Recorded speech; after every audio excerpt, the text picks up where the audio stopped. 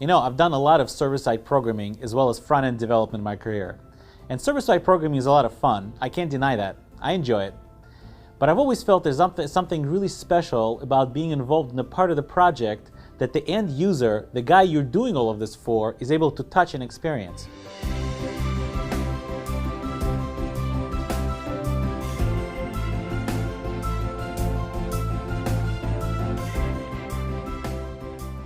I think it's become clear, especially in the last few years, that having solid web page development skills on your software team is paramount to the success of not only your project, but the success of your product as well. The software industry has become a pretty competitive place, and if you have built an amazing service that solves somebody else's problem, the last thing you want to do is not pay attention to how skillfully you deliver that service to your end users. To give you an example, suppose you spent a year designing and manufacturing a new smartphone, and you have an excellent product, the next iPhone killer. But then you hire a distributor that doesn't take care of packaging and delivering very well. The phone shifts around in its box during shipping, gets banged up.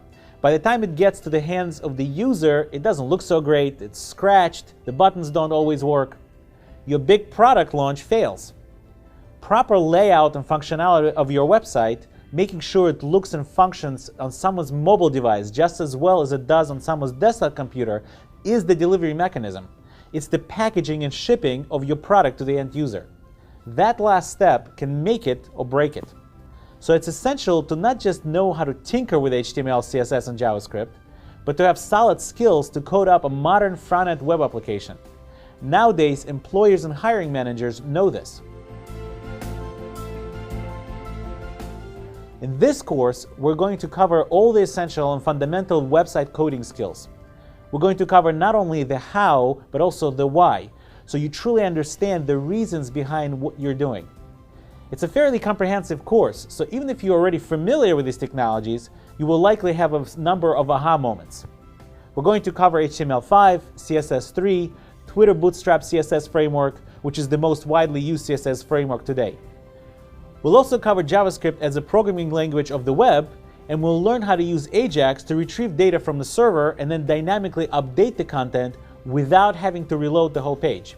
We'll also learn responsive design, which is how you code a web page so that it displays properly across all types of devices, mobile and desktop. Now, even though this course is part of the Ruby on Rails specialization, we've designed this course in such a way that it can be taken independently. So no Ruby on Rails knowledge is needed to complete this course. I think what also makes this course, and really the entire specialization, so special is that the people involved in putting it together aren't just teaching an engineering program of Johns Hopkins University, which is one of the top universities in the United States, but also because we actually do this stuff for a living. We all deal with real customers and real code every day. And this is why I think the coolest part of this course is that after learning the fundamentals, we're actually going to take a field trip to one of the local businesses here in Baltimore, which doesn't have a good website, take down the requirements, and build a real website for that business from scratch. We'll take you on the journey of coding up a real website that will work across all devices, desktop and mobile, that the business will actually use after the course is over. No throwaway example code here. Real stuff. By the end of the course, you will be able to do something similar all by yourself. So I hope you enroll and join me in this course. It will be a lot of fun.